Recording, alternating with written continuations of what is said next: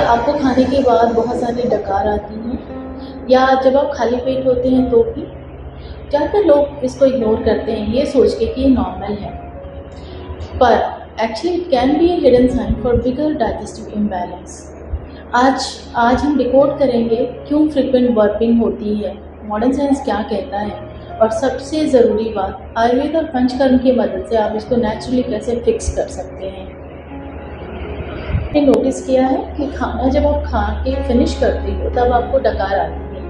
कभी कभी खाना खाते समय भी आपको डकार आती है। तो छोटे जो डकार हैं, छोटे बर्प जो होते हैं वो नॉर्मल होते हैं, लेकिन अगर ये एक्सेसिव हो जाए तो ये एक हिडन डाइजेस्टिव प्रॉब्लम का साइन हो सकता है। छोटे बर्प होने के कई कारण होते हैं।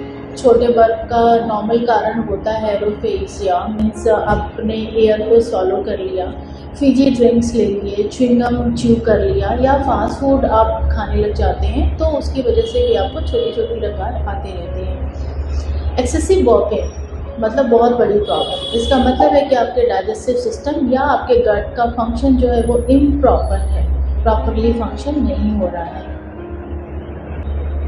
अब मॉडर्न साइंस के नज़रिए से जब आप देखते हैं तो बर्पिंग के बहुत सारे कॉमन रीजंस होते हैं।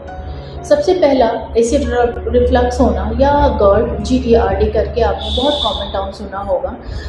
इसमें स्टमक से आपका एसिड जो है वो इसोफेगस में आता है, वहाँ पे बर्निंग सेंसेशन होने लग जाती है और आपको बर्प आने लग जाता है।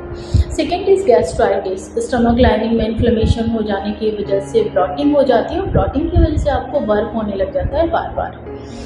Number 3 is H. pylori infection. ये एक बैक्टीरिया होता है जो आपके डाइजेशन को डिस्टर्ब कर देता है और ये बर्प को बढ़ा देता है, मतलब डकार लेने की जो प्रक्रिया है वो बहुत ही ज़्यादा बढ़ जाती है। Next reason is IBS। आपने बहुत कॉमनली सुना होगा इरिटेबल बाउल सिंड्रोम या डिस्पेप्सिया।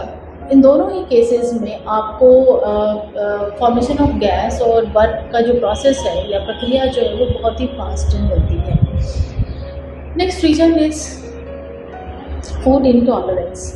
बहुत ही कॉमन, लाइक जब आपको लैक्टोज इंटॉलरेंस होता है, जब आपको मिल्क या मिल्क प्रोडक्ट सूट नहीं कर रहा होता है, जब आपको ग्लूटेन इंटॉलरेंस होता है, या जंक फूड से आपका डाइजेशन जो होता है वो स्लो डाउन हो जाता है, जो कि गैस बनाने के लिए रिस्पॉन्सिबल हो जाता है और गैस बनने लग जाती है तो आपको बर्प शुरू हो जाता है।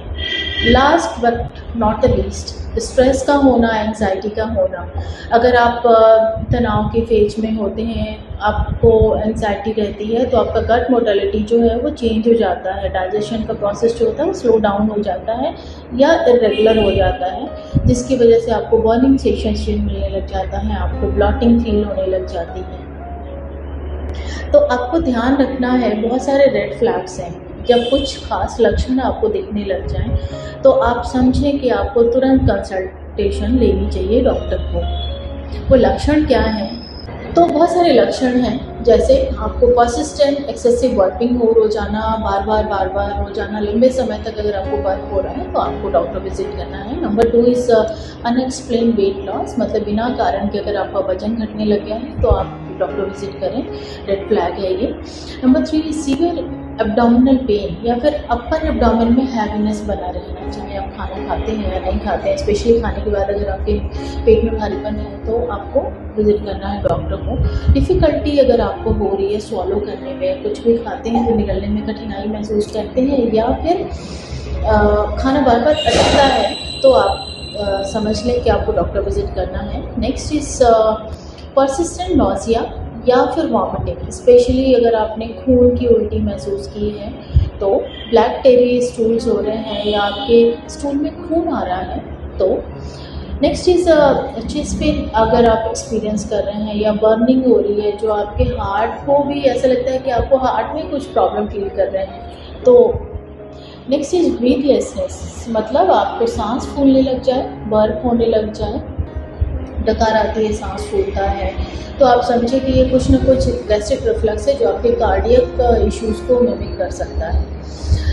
Next is loss of appetite, अगर आपको भूख और फिर भी डकार आ रही है। समटाइम्स आपने देखा आपके इर्द गिर्द लोग डकार लेते हैं, बहुत तेज आवाज़ आती है दूर तक, खुद को भी अनकंफर्टेबल लगता है, जिनको ये प्रॉब्लम होती है सुनने वाले को भी अजीब सा लगता है। So next is burping with jaundice sign. अगर आपका स्किन या आइज पीले हो रहे हैं और आपको लगातार डकार आ रही है तो ये भी एक रेड फ्लैग है। बिल्कुल ऐसे लक्षणों को आपको इग्नोर नहीं करना है। जैसे ही आपको ये लक्षण देखें आप तुरंत किसी भी डॉक्टर को कंसल्ट करें। आयुर्वेद में इसको उद्गार कहा जाता है। ये इम्बैलेंस ऑफ अग्नि का लक्षण होता है। इसमें पाचक अग्नि और समान वायु इन्वॉल्वमेंट होता है।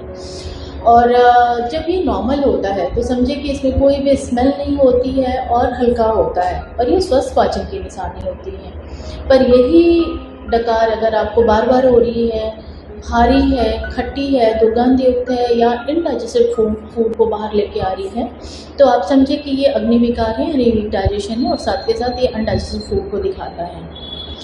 तो जब आप आयुर्वेद में आते हैं तो आपके दिमाग में एक क्वेरी आती है कि दोष के अनुसार हम कैसे पता चले कि हमारे कौन सा उद्गार हो रहा है और कौन सा दोष इन्वॉल्वमेंट है इसमें, लाइक वात पित्त कफ में से क्या इन्वॉल्व है। तो जब आप ऐसा कोई सवाल मन में रखते हैं तो उसके लक्षण हम आपको बता देते हैं सो दैट आपको हेल्प मिल पाए, आप खुद समझ पाए कि आपको कौन सा उद्गार हो रहा है और उसके लिए आपने क्या स्टेप लेने हैं अपने आप को रिकवर करने के लिए। सो वातज उद्गार, वात दोष जब आता है उद्गार में आपके तो आपको बार बार सूखी डकार आती है, पेट में गुड़गुड़ाहट रहेगा, पेट फूला फूला सा रहेगा, कब्ज एक्सपीरियंस करेंगे और गैस एक्सपीरियंस करेंगे।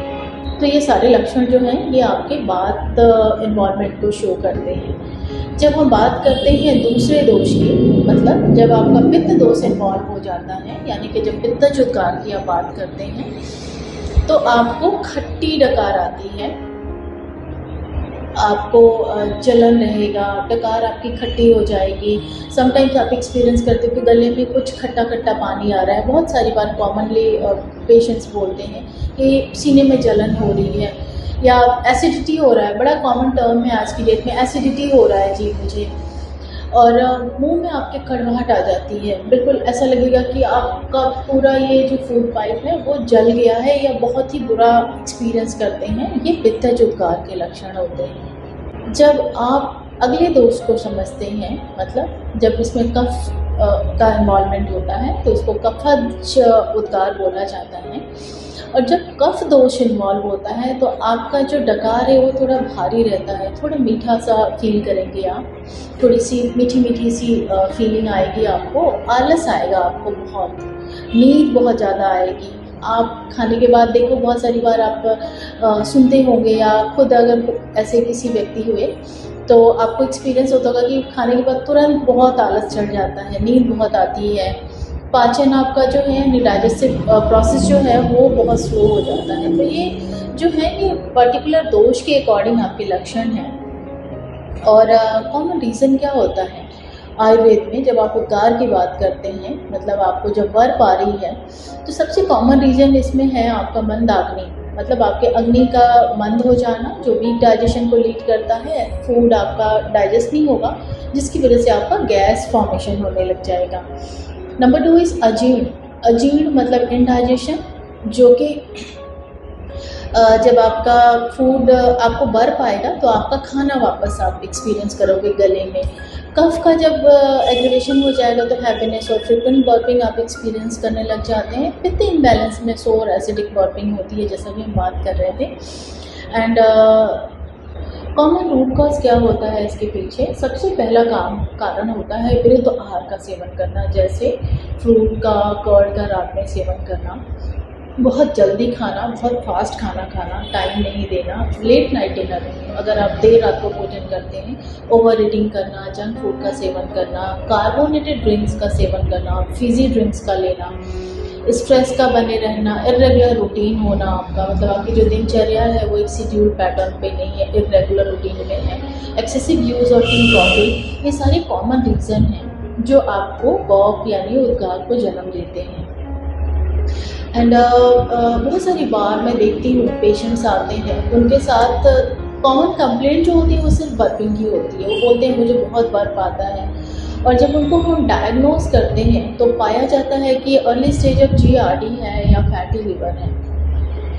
इसी वजह से आयुर्वेद में इसको एक श्लोक है जो बताता है, श्लोक कहता है कि सम्यक उद्गारम आरोग्यम दूषितो रोग लक्षणम। आयुर्वेद में डकार का संबंध सीधा अग्नि से है। और ये संतुलन में होना बहुत ज़रूरी होता है।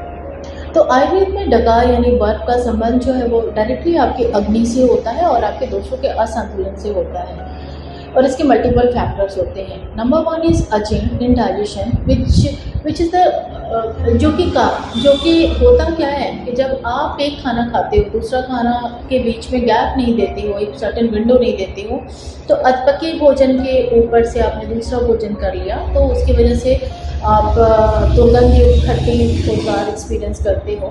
नंबर 2 इज़ अत्याहार, ओवर ईटिंग, जब से ज़्यादा भोजन मतलब पर्टिकुलर कोई फूड आपको अच्छा लगा और उसकी वजह से आपने ओवर ईट कर लिया, that leads to again bad vomiting.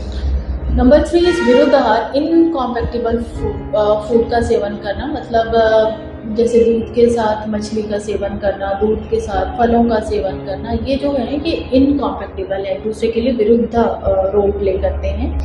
Number 3, आपके शरीर में वायु की वृद्धि हो गई है या आपने हवा निकल लिया है थ्रू एनी रीज़न, जो हो जाता है कॉमनली।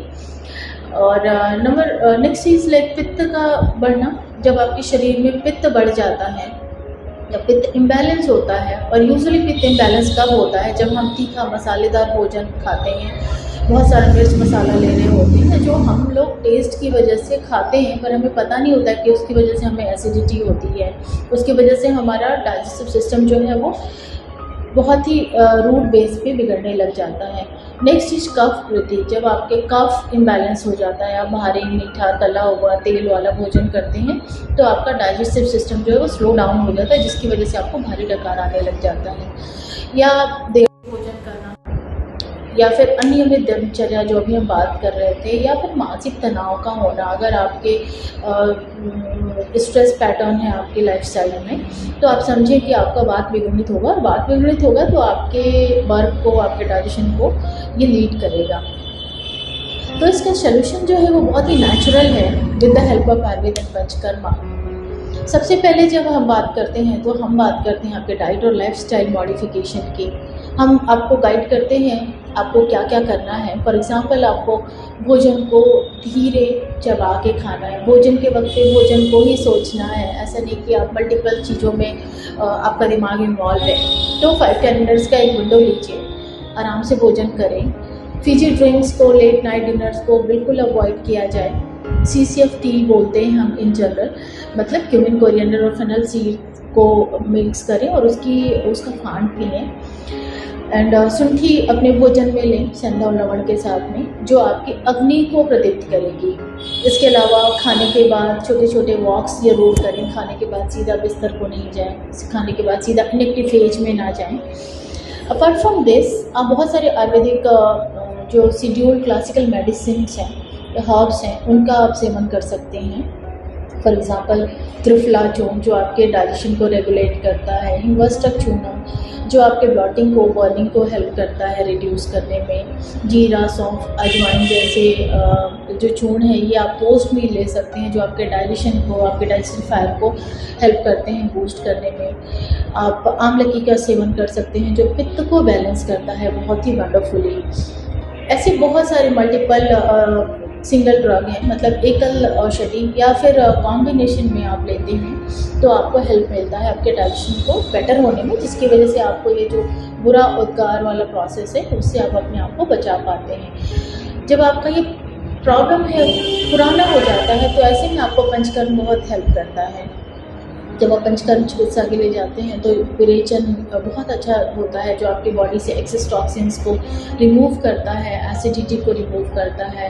वमन जो है वो दूसरा प्रोसेस है जो आपके क्रॉनिक कफ रिलेटेड इश्यूज़ को क्लीन करने में, हील करने में हेल्प करता है, बॉडी से हैवीनेस को हटाता है। बस्ती यानी कि मेडिकेटेड एनिमा जो आपके वायु को बैलेंस करता है और आपके जो एंटी बॉर्क होता है या गैसेस डिस्टेंशन है पेट में, उसके लिए बहुत ही वंडरफुल है। इसके अलावा बहुत सारे प्रोसीजर्स होते हैं जो लोकलाइज्ड होते हैं, जैसे कुछ लेप होते हैं, शिरोधारा है, नस्यम है।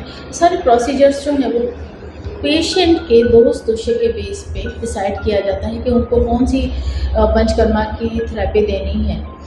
तो जब आप पंचकर्म और आयुर्वेद लेते हैं तो आप समझे कि आपका रूट क्लींस होता है, और आपको सिर्फ सिम्टोमेटिक रिलीफ नहीं होता है, आपके रूट कॉज को हीलिंग मिलती है और आपका सिस्टम जो है वो रीसेट होता है। तो यदि आपको भी बहुत सारा वर्क होता है तो इग्नोर ना करें।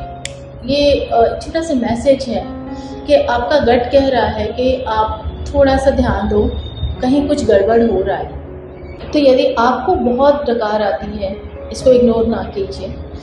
ये हैबिट नहीं है, एक मैसेज है आपके गट की तरफ से कि कहीं कुछ गड़बड़ है।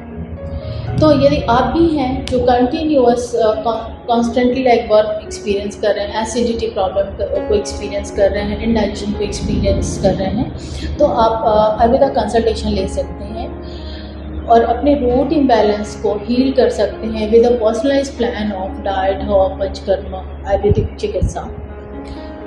So thank you very much यहाँ तक आने के लिए, देखने के लिए इस वीडियो को। प्लीज़ इस वीडियो को उनको फॉरवर्ड करें जिनको आवश्यकता हो, एंड इस वीडियो को लाइक कीजिए, शेयर कीजिए, सब्सक्राइब कीजिए इस चैनल को, सो दैट अगली बार जब हम कोई वेलनेस का टॉपिक लेके आएँ तो ये सबसे पहले आपको मिले। सो तब तक ध्यान रखिए अपना, स्वस्थ रहिए, सुरक्षित रहिए, खुश रहिए। मिलते हैं अगले वीडियो में बहुत ही जल्द। बाय बाय, टेक केयर, नमस्कार।